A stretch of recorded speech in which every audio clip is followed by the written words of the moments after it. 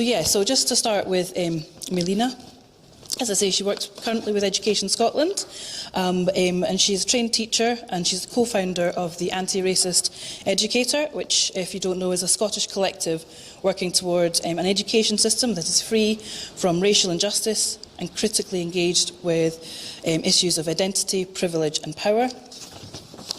And yeah, she's really going to be speaking a bit about the work that she's been doing with Education Scotland. So I'll just pass her.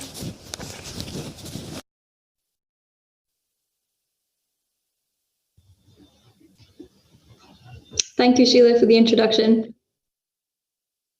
I hope you can all hear me.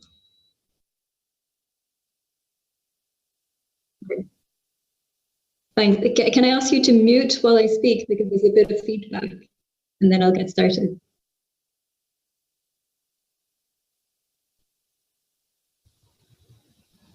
Okay, thank you so much.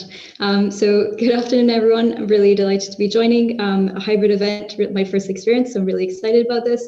And as Sheila introduced me, my name is Mélina Valdelièvre, and I'm the program lead for the Building Racial Literacy program.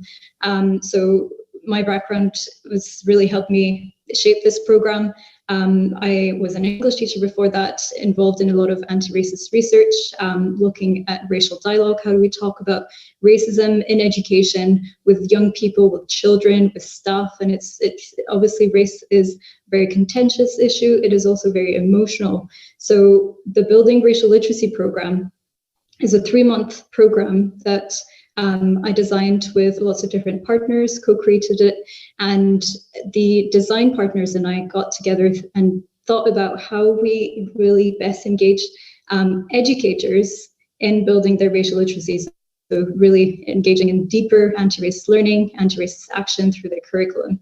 And one of the most important things for us when we were considering this program that was going to be offered to Scottish educators in Scotland across all the different Scottish local authorities, we wanted to make sure that we were both including and catering to the needs of Black, Asian and minority ethnic educators. There aren't that many in Scotland, only 1.8% in the teaching profession compared to 4% or even 11% in the general population.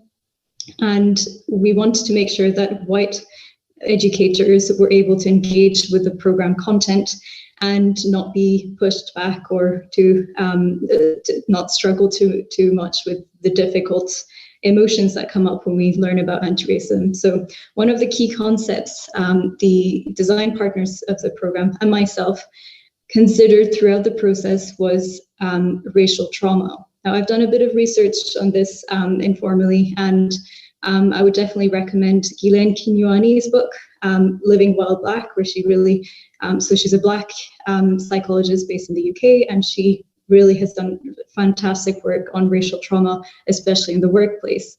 And when we talk about racial trauma, the term was first coined by Robert Carter, and it's really used to describe the physical and psychological symptoms that people of color often experience after exposure to particularly stressful experiences of racism. And so, similar to post-traumatic syndrome, you can experience very similar symptoms of depression, anxiety, so recurring events, images in your mind, and actually the difference is that you can experience trauma as a result of multiple events adding up. And so you might just be learning about racism, you might be learning about something that you are teaching in the classroom, for example, and that can affect your health and well-being, that can trigger racial trauma. So racial trauma is different in compared to other types of trauma because it is continuous and cumulative for people of color.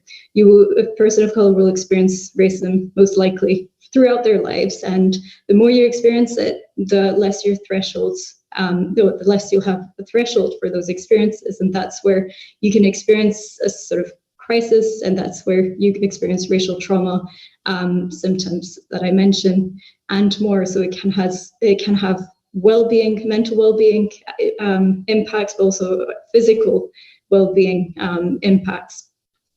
It is also very subjective. One event that is particularly stressful racially stressful can affect different people differently. So just because one racist incident didn't harm one person doesn't mean it's not harmful for everyone else.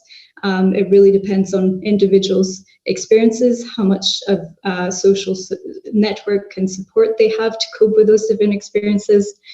And racial trauma is also collective. And one example of that would be the 2020 murder of George Floyd. That was a collective, an individual incident that was experienced collectively by Black people across the world as something that reminded everyone that Black lives are not really valued in society. They're not taken care of. And that can be experienced as racially traumatic for anyone viewing that event, even just the video. And so that is an example of how it's really globally collective and subjective. It affects people differently. It's also a historical phenomenon, because when we're looking at racism, we're also looking at the legacies of colonialism. We're looking at injustices that have not been dealt with, that have not been given time to heal for different communities who experience colonialism and slavery. And it is also intergenerational. There's a phenomenon called post-slavery traumatic syndrome. And that's an American psychologist that researched the descendants of enslaved people in the US and how they were passing on different ways of coping with stress and slavery, and those coping mechanisms are definitely not helpful today. So it is something that is experienced differently across lots of different groups of people, lots of different communities, but it is something we should be really mindful of when we're thinking about talking about race, learning about racism, and just looking at content that exposes different racial injustices.